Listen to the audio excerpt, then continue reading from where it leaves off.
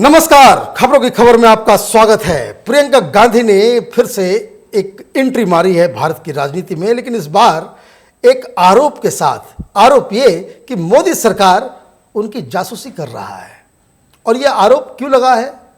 क्योंकि एक मामला पिछले 3-4 दिनों से मीडिया में गरमाया हुआ है कि एक इजरायली कंपनी व्हाट्सएप के जरिए लोगों की जासूसी कर रहा था और कई सारे लोग, कई नाम उसमें सामने आए हैं और कई लोग सामने आकर के खुद भी कह रहे हैं कि हमारी भी जासूसी हुई है, हमारे साथ भी स्नूपिंग हुआ है, हमारे भी व्हाट्सएप को हैक कर लिया गया है।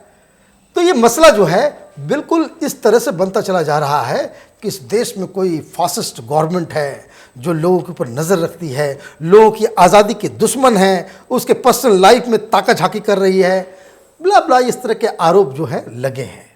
ये मसला क्या है, इसको थोड़ा समझते हैं, क्योंकि आज मैं कुछ ऐसी बातें बताने जा रहा हूँ, कुछ ऐसे खुलासे करने जा रहा हूँ इस पूरे मसले के ऊपर, जिसे सुन के आपको समझ में आएगा कि ये मसला आखिर है क्या। क्या वाकई सरकार जासूसी करा रही है या नहीं करा रही है? ये सब क्या पूरा मामला है, इसको आज समझते हैं। दरअसल हुआ ये कि व्हाट्सएप, जो अब फेसबुक ने जिसे खरीद लिया है, इस कंपनी ने कैलिफोर्निया में, यूएस में एक इन्होंने केस दर्ज कराया, रजिस्टर कराया। वो ये कि इजराइल की एक कंपनी है NSO, जिसने एक मैलवेयर के जरिए बहुत सारे उनके यूजर्स, 1400 यूजर्स पूरी दुनिया में, उसके व्हाट्सएप को हैक किया और उनके प्राइवेसी को बाकायदा उन लोगों ने इन्वेड किया है। और ये मसला अमेरिका में है, जो वहाँ पे इल्लीगल है, इसलिए सरकार वहाँ पे जो है वो मामला सामने आया। तो पूरा लिस्ट जो था वो 1400 लोगों की लिस्ट थी। उन 1400 लिस्ट में 17 नाम हिंदुस्तान के। मैं आपको बताऊंगा ये लोग कौन हैं और इनका बैकग्राउंड क्या है, और अगर कोई आदमी या सरकार ही फॉर चांस अगर मान लीजिए अगर इनके ऊपर जासूसी कर भी रही थी तो क्या वो गलत है या सही है, ये मैं आपको आखिर में बताऊंगा। लेकिन मसला ये हुआ कि ये बवाल हिंदुस्तान में मच गया कि स्नूपिंग हो रही है, स्नूपिंग हो रही है, राजनीतिकरण हो गया कि चूंकि ये 17 के 17 नाम हिंदुस्तान में जो लोग हैं वो एक, आप ये समझ लीजिए, एक खास किस्म की विचारधारा से आते हैं, इनका एक खास किस्म का बैकग्राउंड रहा है। इस वजह से ये मसला जो है और भी बवाल मच गया। अब सवाल ये है कि अगर हिंदुस्तान में सरकार जासूसी करा भी रही है तो क्या वो गैर कानूनी है? जिस तरह से अमेरिका में ये गैर कानूनी है, क्या हिंदुस्तान में ये गैर कानूनी है? तो पहले इस चीज़ को समझ लीजिए कि ये पूरा का पूरा मसला जो है ये अलग अलग देशों में अलग अलग तरीके से डील किया जाएगा, क्योंकि अलग अलग देश में अलग अलग कानून हैं। हिंदुस्तान में फ़ोन टैपिंग या इस तरह की चीज़ें जो आरोप लगाए जा रहे हैं वो पूरी तरह से इल्लीगल नहीं है। सरकार किसी की भी स्नूपिंग, जासूसी, फ़ोन टैपिंग करा सकती है, उसका एक प्रोसीजर है। अगर उस प्रोसेस को किसी व्यक्ति ने या एजेंसी ने, सरकार ने उसे फॉलो किया तो सरकार ने अगर ऐसा किया भी तो उसमें कोई गैर कानूनी काम नहीं है। लेकिन सरकार की तरफ से ये कहा जा रहा है कि उसने ये काम नहीं किया है। सरकार ने, भारत की सरकार ने, मोदी सरकार ने व्हाट्सएप से जवाब तलब किया है कि आप बताएं कि भाई क्या क्या चीज़ें हुई हैं और कैसे लोगों के प्राइवेसी को का इन्वेजन हुआ है, किस तरह से उनके साथ कॉम्प्रोमाइज़ हुआ है, इसके बारे में सरकार ने जवाब तलब किया है।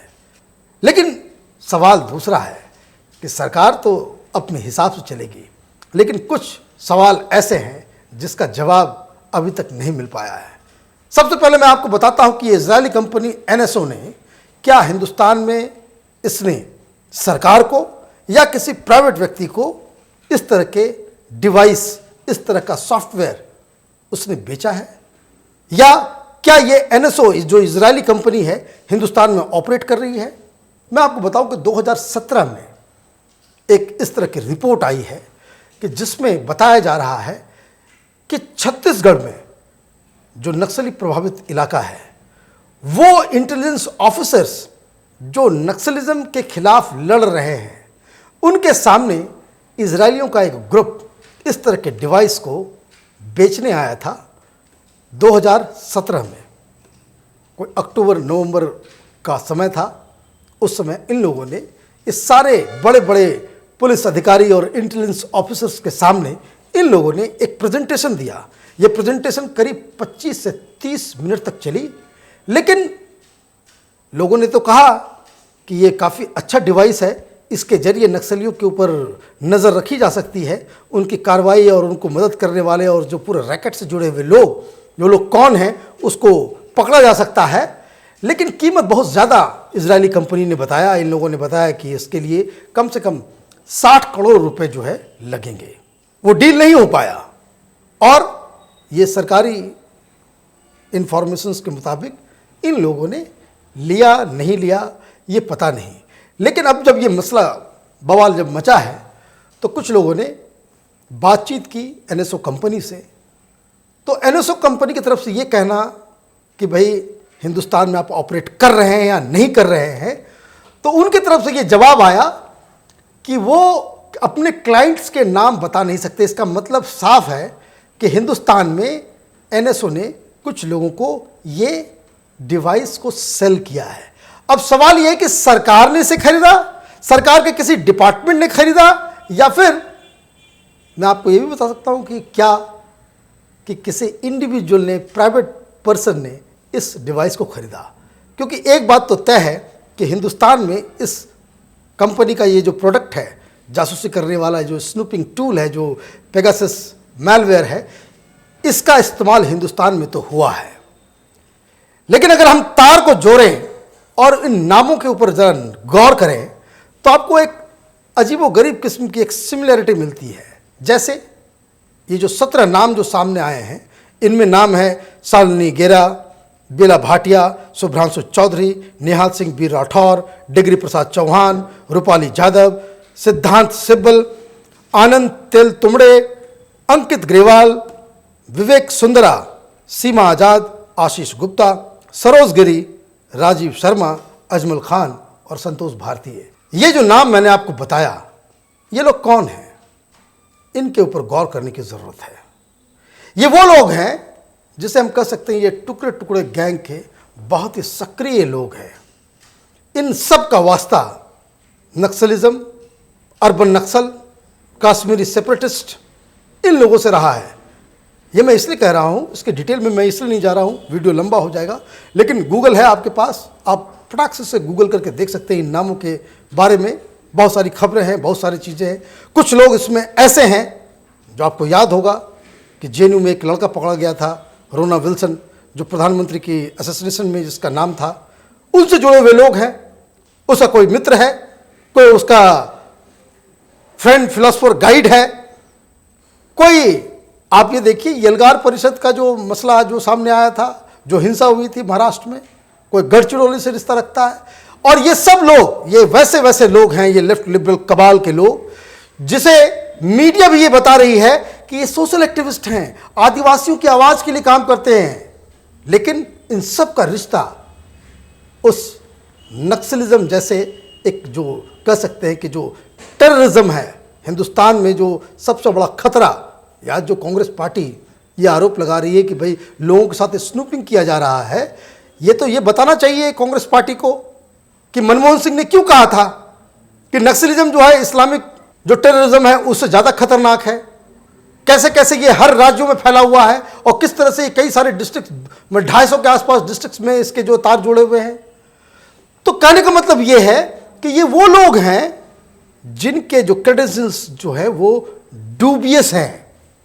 ये वो लोग हैं जो कश्मीर में सेपरेटिस्ट के साथ सुर में सुर मिलाकर के कश्मीर को पाकिस्तान को देने की वकालत करते हैं। ये वो लोग हैं जो नक्सल हिंसा को, जो टेररिज्म है, माओइज्म जो है, उसको ये लोग सोशल प्रॉब्लम्स बताते हैं और उनके लिए बहुत ही एक्टिवली काम करते हैं। तो पहला सवाल अगर हमसे आप पूछें कि इन लोगों की जासूसी होनी चाहिए तो 100% होनी चाहिए। इनकी हर हरकत पे ध्यान रखनी की ज़रूरत है। अगर ऐसे लोगों को आप खुला छोड़ देंगे, उनको साजिश करने के लिए और उनको ह्यूमन राइट्स के नाम पे, तो प्राइवेसी के नाम पे आप इनको ऑपरेट करने देंगे, तो ये देश को तोड़ने की ताकत रखते हैं। लेकिन इंफॉर्मेशन टेक्नोलॉजी मिनिस्टर रविशंकर प्रसाद करें, उनका कोई हाथ नहीं है। मैं आपको बता दूं कि यूपी के दौरान भी एक मसला आया था फ़ोन टैपिंग का, और सारे लोग कह रहे थे कि मेरे फ़ोन टैप्स हो रहे हैं, मेरे फ़ोन टैपिंग का काफ़ी बवाल मचा था। तो कुछ रिपोर्ट्स ये आई थी कि कम से कम 12-13 हज़ार लोगों को हिंदुस्तान के अंदर में उनके फ़ोन जो है वो टैप किए जा रहे थे। कैसे किए जा रहे थे? तो सरकारी आदेश के मुताबिक हिंदुस्तान में सरकार के पास ये अधिकार है कि वो फ़ोन टैप कर सकती है, आपका ये व्हाट्सएप और बाकायदा ये सब सारी चीज़ों के ऊपर नज़र रख सकती है। अगर सरकार को ये लगता है, एजेंसीज, इंटेलिजेंस ब्यूरो या फिर रॉ या कोई भी पुलिस महकमे को ऐसा लगता है कि आपकी गतिविधियां बाकायदा डेंजरस है, तो ये मसला जो है हमने आपको बताया कि किस तरीके से ये सारे के सारे लोग कुछ इस तरह के मुहिम से जुड़े हुए हैं जो देश के खिलाफ है। आप इसे गूगल कर लें, कंफर्म हो जाएंगे, और जिस बारे में कुछ आपको पता चलता है वो कमेंट सेक्शन में आप डालें।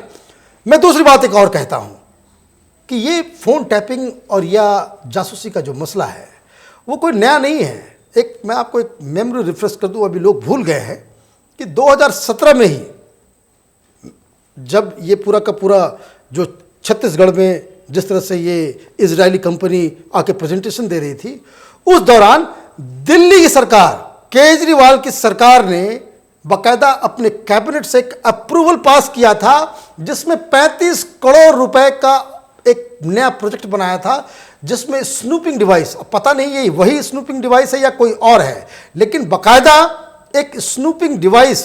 वो किस लिए? अब देखिए, इन्होंने कहा था कि भाई वो जो करप्शन एसीबी जो है, एंटी करप्शन ब्यूरो जो है, उसमें भ्रष्टाचारियों को पकड़ने के लिए वो ये मशीन खरीद रहे हैं ताकि लोगों को ऊपर स्नूपिंग किया जा सके, जासूसी की जा सके, उनके फ़ोन को सुना जा सके। हालांकि दिक्कत क्या हो गई कि इस तरह के डिवाइस को हिंदुस्तान में लाने के लिए आपको केंद्र सरकार की परमिशन की ज़रूरत होती है। केजरीवाल ने तो अपनी तरफ से सारा काम कर दिया, बजट भी पास कर दिया, एलोकेट कर दिया, फिर इन्होंने अपने कैबिनेट से अप्रूवल भी दे दिया, लेकिन जब ये मसला केंद्र सरकार के पास गई तो लोगों का कान बिल्कुल, लोग भौचक्के रहे कि भाई ये दिल्ली सरकार इस तरह की मशीन को क्यों बुला रही है, क्यों फ़ोन को सुना जाए। यही कांग्रेस पार्टी सबसे ज़्यादा बवाल मचा रही थी उस दौरान कि केजरीवाल जो है लोगों के फ़ोन सुनना चाहता है। तो कहने का मतलब ये कि हर सरकार करती है और करना भी चाहिए, क्योंकि इस देश के अंदर में जिस तरह की ताकतें ऑपरेट करती हैं, खास करके ये जो नक्सलिज्म, ये लेफ्ट लिबरल कबाल, आप देखिए किस तरह से जब से आर्टिकल 370 के बाद से जो बवाल मचा है, जिस तरह से यही लोग जिनके लिस्ट हैं, जिनकी फ़ोन टैपिंग हो रही है, ये इस तरह के लोग ये खुल्लम खुल्ला ये इस बात को सपोर्ट करते हैं। ये पूरा ये जेएनयू गैंग, ये लेफ्ट लिबरल कबाल वाले, ये सब लोग कि कश्मीर में जो है वहाँ पे हिंदुस्तान की सरकार बहुत ही बर्बर सरकार है, वहाँ पे लोगों को जेल में, पूरे कश्मीर को जेल में कन्वर्ट कर दिया गया है। और ये लोग अपने मन से फैक्ट फाइंडिंग कमेटी बना रहे थे, रिपोर्ट्स दे रहे थे, ट्वीट्स कर रहे थे, सोशल मीडिया में झूठी खबरें फैला रहे थे, और जिसका उल्लेख यूएन में जाकर के इमरान खान ने किया। मतलब आप पाकिस्तान को पूरी मटेरियल सप्लाई, ये वही गैंग है जो लोग आज चिल्ला रहे हैं कि हमारी जासूसी हो रही है। जासूसी होनी चाहिए, जासूसी कभी कभी ज़रूरत होती है देश को चलाने के लिए, देश को एकजुट रखने के लिए। अब मसला यह है कि आपने ऐसा क्यों किया और प्रियंका गांधी अचानक से इस बीच में क्यों कूदी। प्रियंका गांधी का नाम ओरिजिनली उस लिस्ट में नहीं है। प्रियंका गांधी को जब ये बवाल मचा, ये वही लोग हैं, अब देखिए कि जो टुकड़े टुकड़े गैंग, उसके पहले ये एक इंटॉलरेंस गैंग पैदा हुआ था इस देश के अंदर में, ये सारा का सारा वही है। और इनको लगा, कांग्रेस पार्टी को और खास करके प्रियंका गांधी को, ये अच्छा मौका है बीच में कूदने का। क्यों? क्योंकि 2 दिन पहले एक खबर आई कि राहुल गांधी के कोर टीम से एक व्यक्ति ने एबीपी न्यूज़ को एक इंटरव्यू दिया। वो अपने आप में माइंड बॉगलिंग इंटरव्यू है कि जिसमें उस शख्स ने ये कहा कि मैं 1991 से कांग्रेस के साथ काम कर रहा हूँ, राहुल गांधी के बिल्कुल कोर टीम में मैंने काम किया है, और राहुल गांधी अभी तक इंटर्न की तरह काम कर रहे हैं, वो राजनीति सीख नहीं सकते। और उन्होंने साफ साफ कहा कि अब प्रियंका गांधी को कांग्रेस पार्टी का अध्यक्ष चुन लेना चाहिए। और उन्होंने एक और खुलासा किया कि राहुल गांधी नहीं चाहते कि प्रियंका गांधी अध्यक्ष बने, और इसलिए वो बहुत सारी चीज़ें जो वो गेम जो है वो खेल रहे हैं। मतलब ये कि कांग्रेस पार्टी की जो माए बाप है, गांधी परिवार, उसके अंदर ही लीडरशिप को लेकर के फूट हो गई। ये उसके इंटरव्यू से, और उसके इंटरव्यू के ऊपर को शक करने की गुंजाइश इसलिए नहीं है क्योंकि वो आदमी प्रियंका गांधी की कोर टीम का भी आदमी है, वो राहुल गांधी के साथ भी रहा। कोई बीजेपी के लोग होते या कोई दूसरी पार्टी के लोग होते तो वो शख्स होता तो आप उसमें डाउट भी कर सकते थे। तो उसका कहना यह है कि now it is time for Priyanka to take over the presidentship of Congress party, और उसको राहुल गांधी रोक रहे हैं। तो कहने का मतलब यह है कि इशारा मिलता है कि प्रियंका गांधी छटपटा रही हैं एक्टिव पॉलिटिक्स में आने के लिए। वो छटपटा रही हैं कि किस तरीके से सोनिया गांधी की तबीयत खराब है तो उनको अध्यक्ष बना दिया जाए ताकि वो एक नए ढंग से कांग्रेस पार्टी को चला सके। और इसके लिए ये मुद्दा ढूंढना ज़रूरी है कि किस तरीके से आप मीडिया में बाउंस बैक करते हो। तो आपने एक नया गेम किया, आपने कहा कि मेरे भी व्हाट्सएप को हैक कर लिया गया है, मेरे ऊपर भी सरकार जो है स्नूपिंग कर रही है। तो कल बहुत सारे लोग खड़े हो जाएंगे, आप देखिएगा कल से बहुत सारे आर्टिकल्स आने लग जाएंगे कि प्रियंका गांधी वो शख्स है जिससे पूरी बीजेपी डरती है कि अगर वो आ गई तो कांग्रेस फिर से रिवाइव हो जाएगी। ये पिछले 20-25 साल से ये सुनते चले आ रहे हैं हम लोग कि प्रियंका गांधी ये है तो प्रियंका गांधी वो है, इंदिरा गांधी की झलक नज़र आती है। तो कहने का मतलब ये है कि एक मसला जो अमेरिका में शुरू हुआ, जो अमेरिका के कानून के तहत इलीगल है, हिंदुस्तान के कानून के तहत इलीगल नहीं है।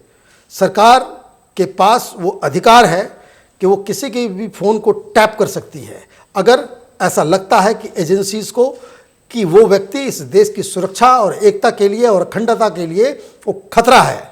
तो ये वो जो नाम है, उन नाम का जो सारे जो किरदार हैं, उनका जो चाल चरित्र और चेहरा जो है वो तो वैसा ही है। और इस तरह के लोगों के ऊपर नज़र रखना भी ज़रूरी है और इसके ऊपर राजनीति होना भी लाजमी था कि चूँकि कांग्रेस पार्टी के पास अब कोई मुद्दा बचा नहीं, उन्होंने सारी जो जितने मुद्दे हो सकते हैं, चाहे वो इकॉनमी का मुद्दा हो, चाहे फिर वो किसी भी चीज़ का मुद्दा हो, उन्होंने सारे अपने पत्ते जो है वो अपने वेस्ट कर चुकी है।